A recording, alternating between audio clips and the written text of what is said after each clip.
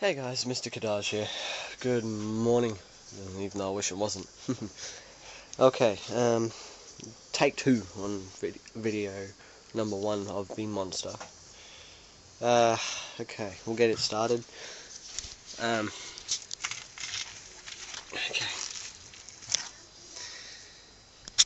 As I said, we've got a few problems with the crankshaft. Like, the bottom end of it has actually expanded a little bit, so we've still got a crankcase on it, which is no good.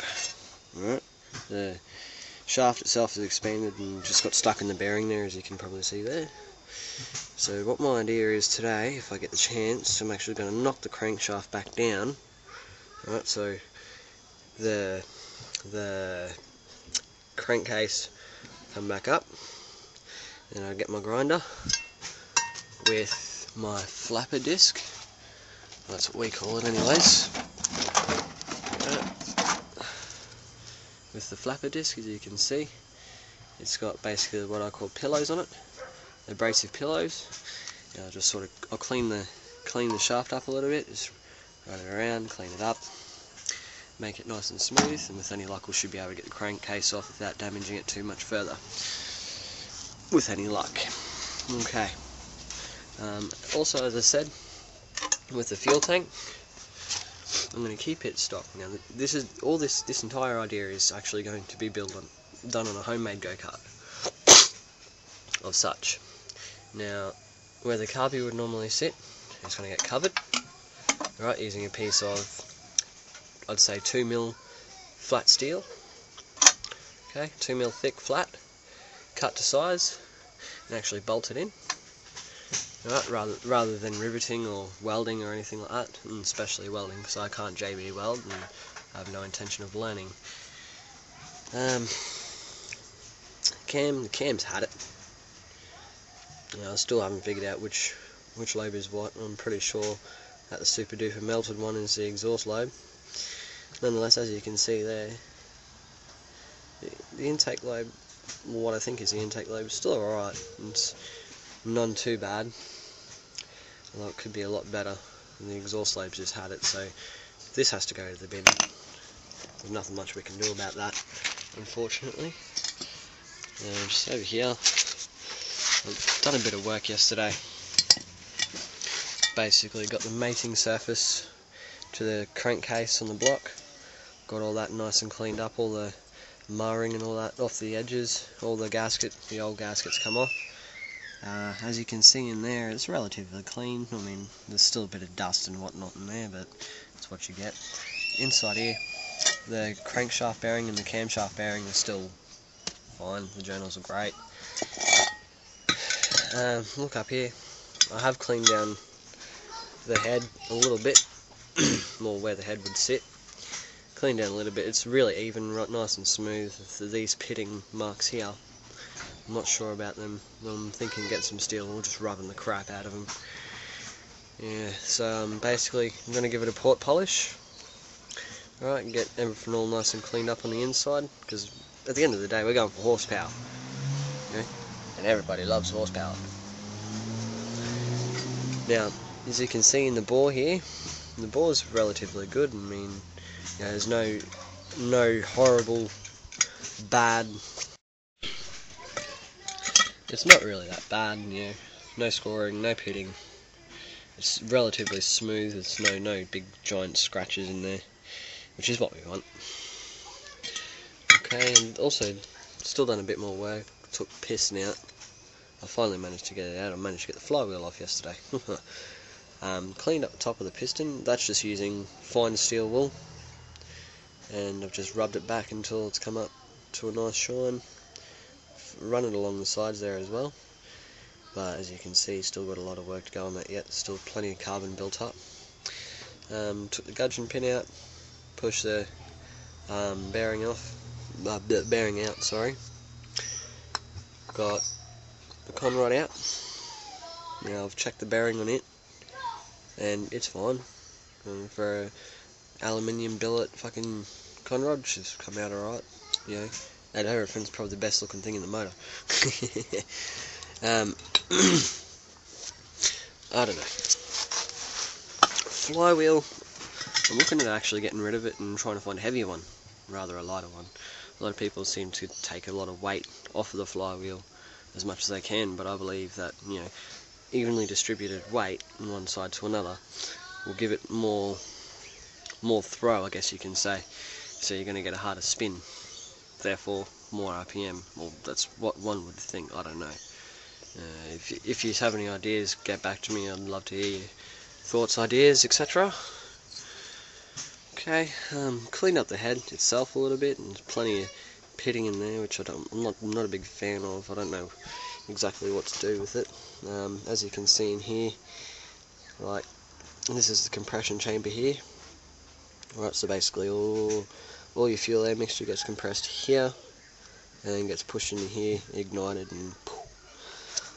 Maybe I'm thinking sort of use a die grinder, smooth that down a bit. It's a nice, I don't know if you can see it, it's still got a nice edge on it, I guess you can say. So I want to grind it smooth, so you get a smooth flow straight into the compression chamber. I don't know, again, it's just an idea. If you have any thoughts, just like come and get back to me, and I'm open to ideas, always looking to learn. Okay, in here, this is my box of bits. I love it. Sledgehammer head. Yes, it did come in handy. Basically, all my little bits are in here, my valves, springs, manifold, all things like that. This is an L piece off a 202 black motor that I used to have. I used to have a Commodore, and this is the head ventilation, I believe. I don't know. Look good. Yeah, nothing really interesting. And you don't need the governor anymore, so if anyone wants a Briggs & Stratton governor, if they pay for postage, they can have it. Okay. Now just in here, this is the centerpiece to everything, I suppose you could say. Ta-da! This is my exhaust. It's huge. No, not really. Basically, these little, here they are. These little suckers here, they're supposed to be protective as such. Basically, sit on the outside of your exhaust here. I don't like the look of them. Never have. I think they're dodgy, crap. To the bin. Simple as that. Basically, the problem we've got to overcome with this exhaust is this end piece here. It's actually very, very wide, and the hole in the block is hell smaller. Okay, as it is, this is a BNS motor that's got a fucking screw in and out exhaust. So we've got to find a way to be able to chop this off and then mount the exhaust straight up. No leaks, you know. We're gonna have to weld that in. So basically, grind that off, weld that on to suit, and probably drill some holes in the block.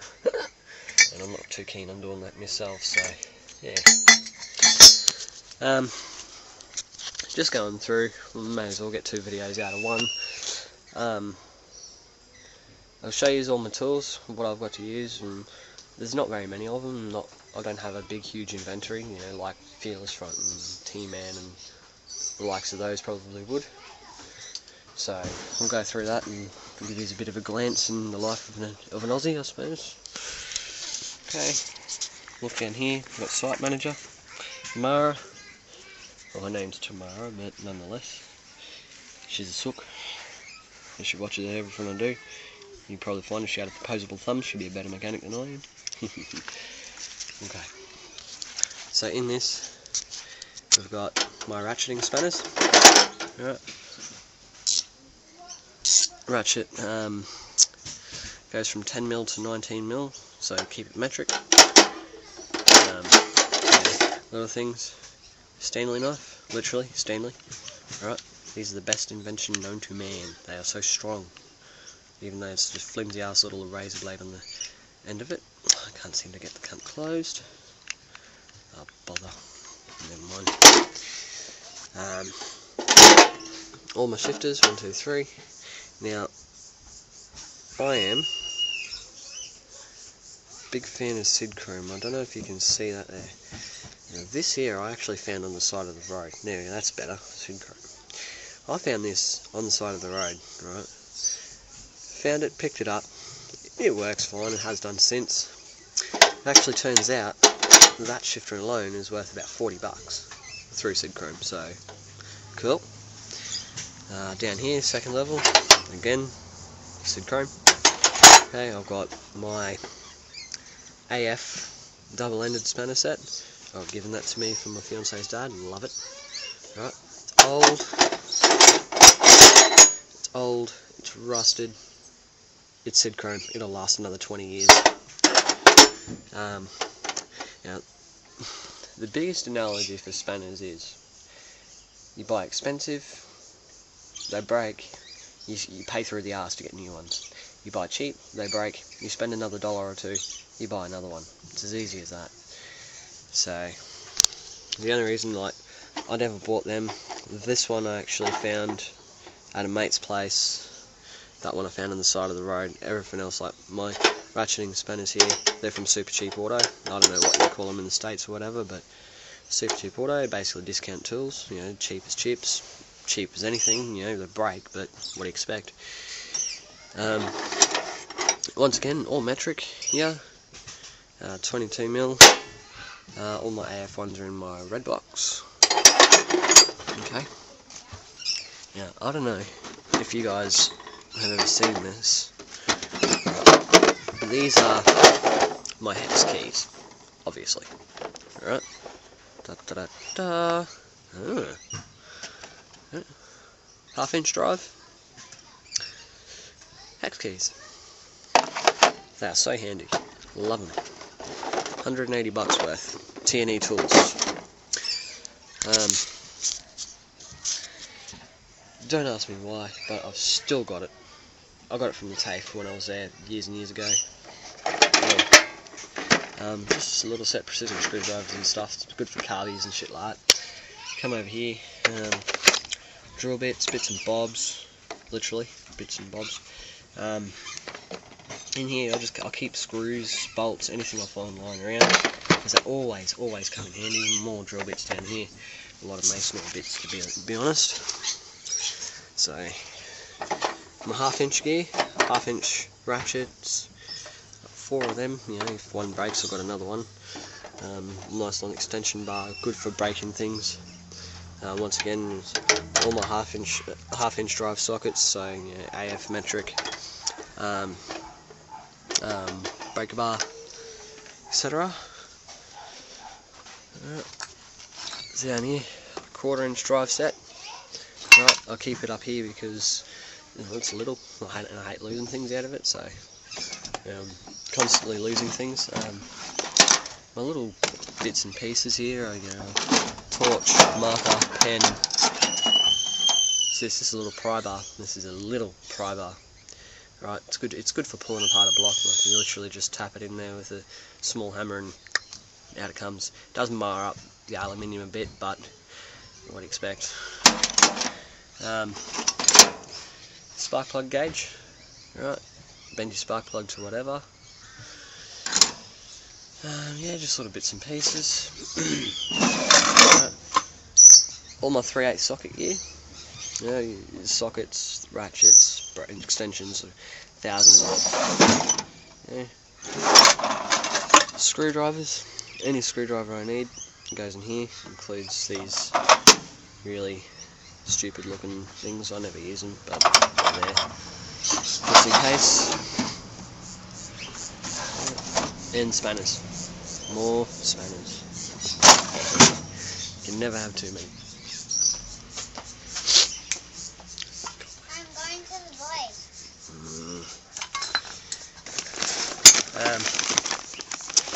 SJ, fine grade steel wool, 00 to 0. 080, whichever way you want to call it. This bag has lasted me a year, and I'll keep going. Rags. Now this box here, this is just basically, you know, bigger stuff, bits and pieces, etc. Old Holden hubcap. No, I got off my Commodore, I believe, before I sold it. I'm going to miss that thing. No. This. It's my homemade hammer. Okay. Flat edge. Flat edge. Nice and strong. Hear that rattle? Inside here, on the top piece, actually another bar of rolled steel. You know, to add a bit of weight. Grinder. You know, just bits and pieces. Vice grips. 3/8 breaker bar that I made out of old bicycle seat posts. And just other bits and pieces, random sockets, chisels, you name it. So yeah, that's basically all I've got to show for you for now. I'm going to get stuck in today, get a bit done, try and get this crankcase off, try and keep everything in as good condition. The idea is to keep it as cheap as possible. Yeah, if you like it, rate it, comment, subscribe, whatever. Hopefully we'll be back in another week with a better update, something new and interesting. Basically I've got a lot of paint work to do too, because the block ain't going to stay silver. What else? I'm going to get a new cam. As I said, that one's shoddy. I'm thinking of trying to get myself a steel cam or a metal cam, whichever way you want to look at it. Get rid of the oil slinger. Get a little piece of steel and we'll turn this baby into a horizontal shaft from vertical. So, yeah. Cheers guys, and see you next week.